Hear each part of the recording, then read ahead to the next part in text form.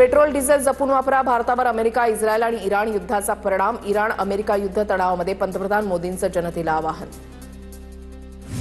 देश हितासाठी 1 वर्ष सोनं खरेदी करू नका, परकीय चलन वाचवा. पंतप्रधान मोदींचं आवाहन. तर पुढील 1 वर्ष परदेश दौरा न करण्याचा मोदींचा सल्ला. भारतीयांनी तेल खाणं कमी करावं. तेल कमी खाणं ही देखील देशभक्ती असल्याचं मोदींचं वक्तव्य. इराण अमेरिका युद्ध तणावामध्ये पंतप्रधान मोदींचं जनतेला आवाहन. Work from home, online conferences, virtual मीटिंगचा वापर करा. मेट्रोनं प्रवास करा. इलेक्ट्रिक वाहनांचा वापर अधिक करा. पंतप्रधान मोदींचा जनतेला सल्ला. पेट्रोल डिझेल संदर्भात मोदींनी केलेलं आवाहन योग्यच. अधिकचा उपयोग केल्यास अडचण निर्माण होऊ शकते. मोदींच्या आवाहनावर मुख्यमंत्री फडणवीसांचं भाष्य. मोदी प्रत्येक वेळी लोकांवर जबाबदारी ढकलून देतात. राहुल गांधींची टीका. देश चालवण्यात तडजोड करणाऱ्या पंतप्रधानांच्या आवाक्याबाहेरचं. मोदींचे सल्ले नव्हे तर नाकर्तेपणाचे पुरावे. राहुल गांधींचा हल्लाबोल. राहुल गांधी देशाच्या राजकारणामध्ये रिजेक्टेड माल. मोदींनी दिलेला सल्ला राहुल गांधींना समजला नाही. फडणवीसांकडून राहुल गांधींवर जोरदार हल्लाबोल. निवडणुका जिंकण्यासाठी मोदींनी अर्थव्यवस्थेची राख केली. देशाच्या माथी इव्हेंट मॅनेजर मारला गेला. काँग्रेस प्रदेशाध्यक्ष हर्षवर्धन सपकाळे यांची पंतप्रधान मोदींवर पोचरी टीका. चुकीच्या परराष्ट्र धोरणामुळे देश अडचणीत येऊ नये. रोहित पवार यांचं वक्तव्य. सर्व पक्षांना विश्वासात घेऊन सहमतीनं परराष्ट्र धोरण आखावं. मोदींचं आवाहन म्हणजे पेट्रोल डिझेल दरवाढीचे संकेत नाही ना? रोहित पवारांचा सवाल. महागाईचा फटका देशाला बसू नये म्हणून मोदींचं आवाहन. मंत्री बावनकुळेंचं वक्तव्य. पेट्रोल डिझेल गॅस विदेशातून आयात करावं लागतं. मोदींचं आवाहन. सकारात्मक घेऊन जनतेनं स्वदेशी वस्तूंचा वापर करावा.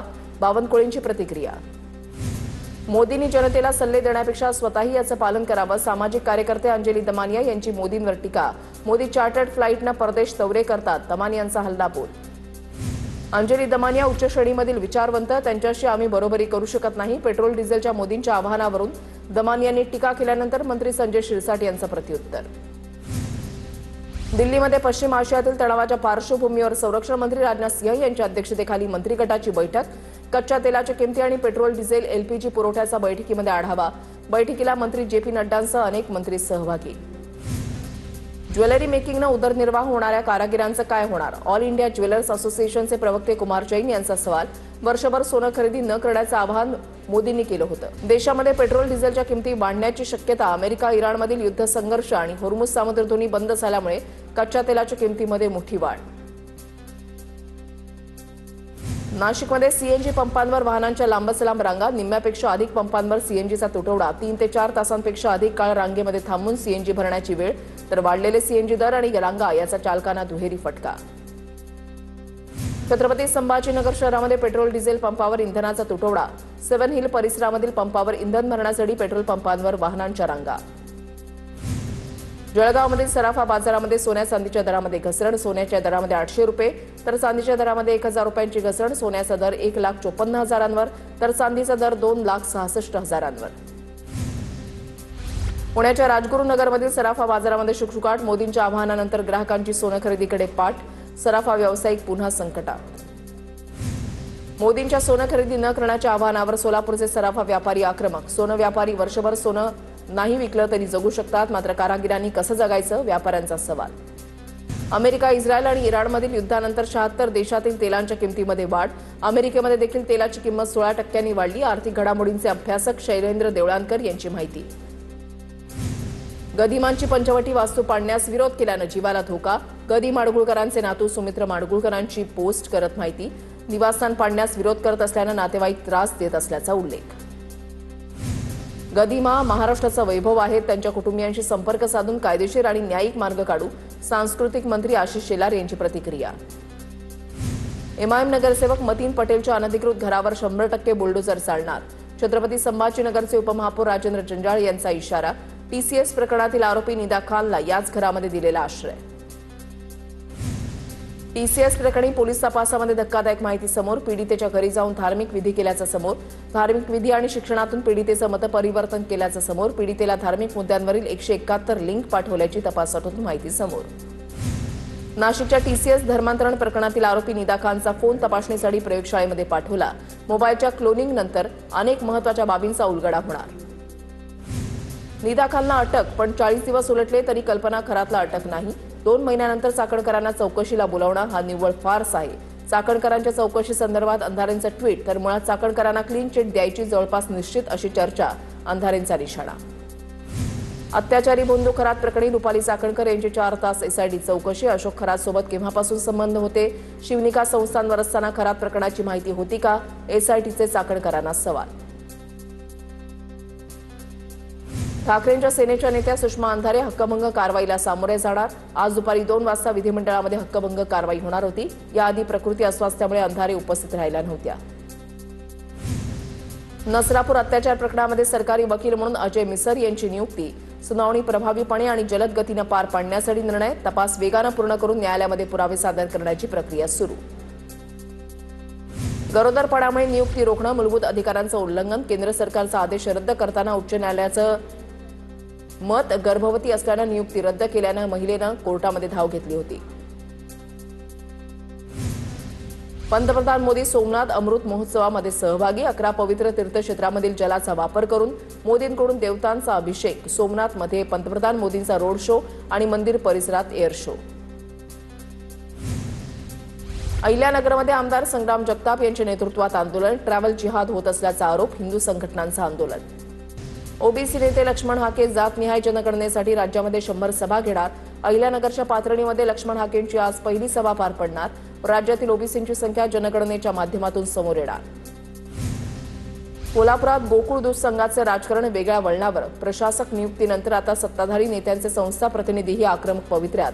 गोकुळचे संस्था प्रतिनिधी प्रशासकांची भेट घेणार. आमदार सतेज पाटलांनी सहाय्यक दुग्ध निबंधकांची भेट घेतली. गोकुळ दूध संघाच्या संस्थांबाबत सुरू असलेल्या सुनावणीवर चर्चा केली. पाटील गटाचे संचालकही उपस्थित होते. जिल्ह्याच्या दूध राजकारणामध्ये हालचाली वाढल्या. कोल्हापूरच्या रंकाळा तलावातील म्युझिकल फाउंटनच्या कामामध्ये कोणती तडजोड नको. मनपा अधिकारी आणि ठेकेदारांना आमदार राजेश क्षीरसागर यांच्या सूचना. रंकाळा तलावाच्या सुरू असलेल्या कामाची आमदार राजेश क्षीरसागरांकडून आणि आयुक्त डॉक्टर राजेंद्र भारूड यांच्याकडून पाहणी. रत्नागिरीच्या राजापूर तालुक्यामधल्या नारायण आणि सागवे गावामध्ये होणारी बॉक्साईट उत्खननाची जनसुनावणी रद्द. जिल्हाधिकारी कार्यालयामध्ये संपन्न झालेल्या बैठकीमध्ये मंत्री उदय सामंत यांचा निर्णय. 20 मे आणि 26 मे रोजी नाणार आणि सागवे गावात जनसुनावणी होणार होती. युगेंद्र पवारांची दिवंगत अजित पवार यांच्या गोजूबावी इथल्या अपघात स्थळाला भेट. अजित पवारांना श्रद्धांजली अर्पण करत शेतकऱ्यांशी संवाद साधला. कोल्हापूर जिल्हाधिकारी कार्यालयावर मनसे कार्यकर्त्यांचा मोर्चा. शेतकऱ्यांच्या सरसकट कर्जमाफीसाठी मनसे आक्रमक. परळीतील सरस्वती नदीपात्रामधील अतिक्रमण आणि सिमेंट कॉन्क्रीट कामावरून नागरिक आक्रमक. सिमेंट कॉन्क्रीटीकरण करू नका. मंत्री पंकजा मुंडेंच्या नगराध्यक्षांना सूचना. सरस्वती नदीपात्रामध्ये खोलीकरणाच्या आणि सिमेंट कॉन्क्रीटीकरणासाठी 50 कोटींचा निधी मंजूर. बीडच्या परळीमधील गर्भपाताच्या मृत्यू प्रकरणी चौकशी समिती परळीमध्ये दाखल. जिल्हा शल्य चिकित्सकांच्या 4 सदस्यीय समितीची गित्ते हॉस्पिटलला भेट. या प्रकरणाची संपूर्ण चौकशी करून अहवाल सादर करणार. ठाकरेंच्या शिवसेनेकडून महापालिकेच्या गेटवर जोरदार निदर्शनं. शहरामध्ये नियमित पाणीपुरवठा होत नसल्यानं ठाकरेंची शिवसेना आक्रमक. नागपूर महानगरपालिका मुख्यालयामध्ये ठाकरेंच्या सेनेचं आंदोलन. आपली बसच्या कर्मचाऱ्यांना नियमानुसार वेतन मिळत नसल्यानं आंदोलन. ठाकरेंच्या शिवसेनेचे नेते नितीन तिवारी यांच्या नेतृत्वात आंदोलन. मनपा मुख्यालयामध्ये ठाकरेंच्या शिवसेनेकडून घोषणाबाजी. ठाणे महानगरपालिकेच्या विरोधात ठाकरेंच्या शिवसेनेचं दिव्यांगांच्या प्रश्नाला घेऊन आंदोलन. दिव्यांग महिलेची व्हीलचेअर जप्त केल्याच्या निषेधार्थ ठाकरेंच्या शिवसेनेचं आंदोलन. केदार दिघे आणि महेश कदम आंदोलनामध्ये सहभागी. गडचिरोली जिल्ह्यामधील हिरापूर आणि गुरुवडा या 2 भागामध्ये विमानतळासाठीच्या सर्वेक्षणाला विरोध. प्राण गेले तरी चालतील परंतु सुपीक जमीन देणार नाही. सर्वेक्षणाच्या विरोधात शेतकऱ्यांची भूमिका. धाराशिवमध्ये हशिश ऑइल तस्करी प्रकरणातील मुख्य सूत्रधाराच्या मुसक्या आवळल्या. स्थानिक गुन्हे शाखेच्या पथकाकडून ओडिशाच्या नक्षलग्रस्त भागातून एकाला अटक. पुणे जिल्हाधिकारी कार्यालयामध्ये एकाचा आत्महत्येचा प्रयत्न. मागण्या पूर्ण न झाल्यामुळे तरुणाची जाळीवर उडी. जिल्हाधिकारी कार्यालयाच्या जाळीवर तरुण अडकला. नवी मुंबईच्या खारघरमध्ये चाकू हल्ला करून 57 तोळे सोन्याची लूट. 7 आरोपी अटकेत. मुद्देमाल हस्तगत. मित्रांनाच पत्नी मेहुणा आणि गावाकडील साथीदारांसह लुटीचा कट रचल्याचं उघड. पुण्यातील पर्वती परिसरामधल्या अरणेश्वर तावरे कॉलनीमध्ये वाहनांची तोडफोड. काही तरुण रात्री नशेमध्ये असताना किरकोळ कारणावरून वाद. वादाचं रूपांतर हाणामारीमध्ये झाल्यानंतर तरुणांकडून वाहनांची तोडफोड. मालेगावातील एमआयएमचे गटनेते अब्दुल युसुफ यांच्या विरोधात गोवंश तस्करीचा गुन्हा दाखल. छापेमारीमध्ये 3,20,000ची 18 गोवंश जनावरं ताब्यात घेतली. वर्ध्यामध्ये वॉशआउट मोहिमेमध्ये 1,69,00,000चा मुद्देमाल जप्त. अवैध दारू विक्री आणि निर्मितीच्या साखळीवर आळा घालण्यासाठी पोलिसांकडून वॉशआउट मोहीम. कारवाईमध्ये जिल्ह्यात 272 आरोपींवर 229 गुन्हे दाखल. लातूर पोलीस अधीक्षक कार्यालयामधील 4 लिपिकांकडून 2,38,00,000चा अपहार. यापैकी अटकेतील तिघांना 16 मे पर्यंत पोलीस कोठडी. निलेश खायबर टोळीमधील एका गुंडाला पुणे पोलिसांच्या गुन्हे शाखेकडून अटक. गुरुदत्त गुणाजी साळवे असं अटक केलेल्या आरोपीचं नाव. पिंपरी चिंचवडमधील 5 अनधिकृत धार्मिक स्थळांवर कारवाई. चिखली उदळवाडी परिसरामध्ये मध्यरात्री धार्मिक स्थळांवर बुलडोझर कारवाई. पोलिसांच्या बंदोबस्तामध्ये महानगरपालिकेकडून 21 बांधकामं जमीनदोस्त. अमरावतीच्या अचलपूरमध्ये सासरच्या मंडळींना मारहाणीमध्ये गर्भवतीचा गर्भपात झाल्याचा धक्कादायक प्रकार. पती नणंद सासूच्या विरोधात गुन्हा दाखल. हुंड्यासाठी सासरच्या मंडळींनी मारहाण आणि छळ केल्याचा आरोप. नागपुरात मेड इन पाकिस्तान असलेली गोरी क्रीम विक्रेत्यावर एफडीएकडून गुन्हा दाखल. इतवारी परिसरामधल्या साईबाबा ट्रेडर्समधून गोरी क्रीमची विक्री. पाकिस्तानातून गोरी क्रीमचा पुरवठा करणाऱ्या सद्दाम विरोधात गुन्हा दाखल. माजलगाव अत्याचार आणि गर्भपात प्रकरणी मुलीच्या वडिलांना न्यायालयीन कोठडी. मुलीचा गर्भपात करणाऱ्या महिला डॉक्टर विरोधातही गुन्हा दाखल. नंदुरबारच्या नवापूरच्या एमआयडीसीमध्ये 2 कंपन्यांना भीषण आग. टेक्स्टाईलच्या 2 कंपन्यांना भीषण आग लागल्याची प्राथमिक माहिती. आगीमध्ये लाखोंचं आर्थिक नुकसान झाल्याची शक्यता. अग्निशमन दलाकडून आगीवर नियंत्रण मिळवण्याचे प्रयत्न सुरू. इतर कंपन्यांनाही आग लागण्याची भीती. अंबाजोगाई तालुक्यामधल्या बर्दापूर शिवारामध्ये शेतामध्ये विद्युत तारेची स्पार्किंग होऊन भीषण आग. आगीमध्ये जनावरांच्या चाऱ्यासह साहित्य जळून खाक. शेतकऱ्याचं आर्थिक नुकसान. पावसाळ्यात मोबाईल पंपचा आधार. पाणी उपसासाठी पालिकेची तयारी. मुंबईतील पाणी साचणाऱ्या ठिकाणी मोबाईल पंप तैनात करण्यात येणार. 7 झोनमध्ये प्रत्येकी 1 मोबाईल पंप उपलब्ध असणार. तर प्रत्येक पंपाची ताशी 250 क्युबिक मीटर पाणी उपसा करण्याची क्षमता. पालघरमधील बोईसरच्या मुख्य बाजारपेठेमध्ये ग्रामपंचायतीकडून फुटपाथवरील अतिक्रमण हटाव मोहीम. अनेक वेळा नोटीस बजावून सुद्धा दुकानं हटवण्यात न आल्यानं ग्रामपंचायतकडून तोडक कारवाई. जळगाव जिल्ह्यामध्ये आरटीच्या 3,427 जागांसाठी प्रवेश प्रक्रिया सुरू. पहिल्या लॉटरीमधील जिल्ह्यातील 2,621 विद्यार्थ्यांनी आपले प्रवेश निश्चित केले. पहिल्या फेरीमध्ये 719 जागा रिक्त राहणाऱ्या जागांवर प्रतीक्षा यादीमधील विद्यार्थ्यांना संधी दिली जाणार. उन्हाळी सुट्ट्या आणि लग्नसराईमुळे धाराशिवच्या तुळजाभवानी मंदिरामध्ये भाविकांची मोठी गर्दी लक्षात घेता मंदिर प्रशासनाकडून विशेष खबरदारी.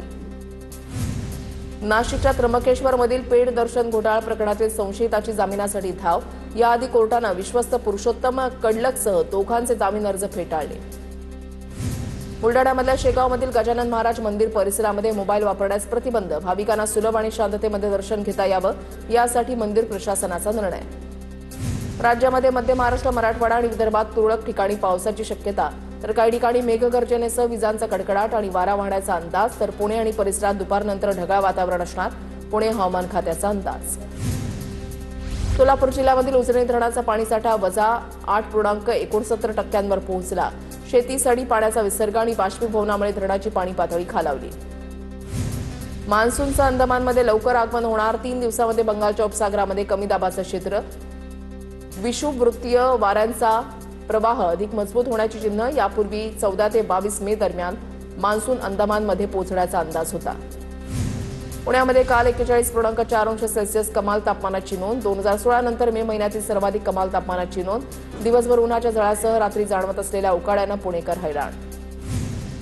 मुंबईमध्ये सलग 3ऱ्या दिवशी तापमानाचा पारा 35 अंशांवर. मुंबई उपनगरामध्ये तीव्र उकाडा जाणवणार. ठाणे वगळून इतर जिल्ह्यांमध्ये संध्याकाळी पावसाचा इशारा. नंदुरबार जिल्ह्यामध्ये उष्णतेचा पारा 45.5 अंशांवर पोहोचला. जिल्ह्यामध्ये अनेक वर्षांचे उष्णतेचे विक्रम मोडलेत. पुढील काही दिवस उष्णतेची लाट कायम राहणार. नागरिकांना काळजी घेण्याचं आवाहन. वाशिमच्या ग्रामीण भागातील तलावांमध्ये साचलेला गाळ काढण्याच्या कामाला वेग. पाणी टंचाई लक्षात घेता जलसंधारण आणि पाणी साठवण क्षमता वाढवण्याच्या उद्देशानं प्रशासनाकडून गाळ उपसा मोहीम. उन्हाच्या तीव्रतेमुळे राज्यामध्ये दूध उत्पादनामध्ये 25%ची घट. राज्यामध्ये उन्हाचा पारा वाढला असून टंचाईच्या झळा. हिरवा चारा कमी झाल्यानं दूध उत्पादकांना सरकारी पातळीवर आधार मिळण्याची गरज.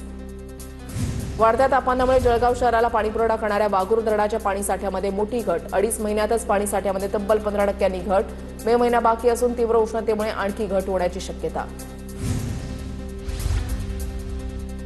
रत्नागिरीमध्ये वादळी पावसामुळे महावितरणला सुद्धा मोठा फटका. वादळी वाऱ्यासह झालेल्या पावसामुळे अनेक ठिकाणी बत्ती गुल.